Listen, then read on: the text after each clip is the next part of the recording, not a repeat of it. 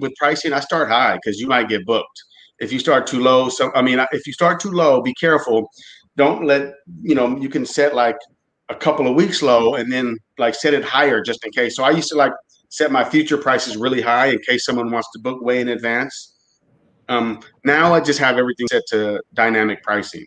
So, but even then, with dynamic pricing, that's like PriceLabs or Beyond Pricing, you set your minimum nightly should basically be just all your monthly expenses divided by 30. That's like your minimum you're willing to take, like in the worst case scenario.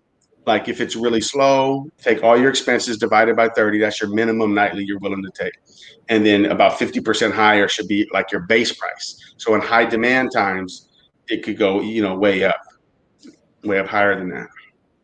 Love that. That's super valuable. So I think this is a good question from Keegan. So when you're first starting out, like say a new Airbnb, are you typically pricing it at like the, market rates of other similar properties, or are you undercutting competition to drive up your traffic, try to get your reviews up, or what's the strategy that you go off of there? I honestly don't go too low.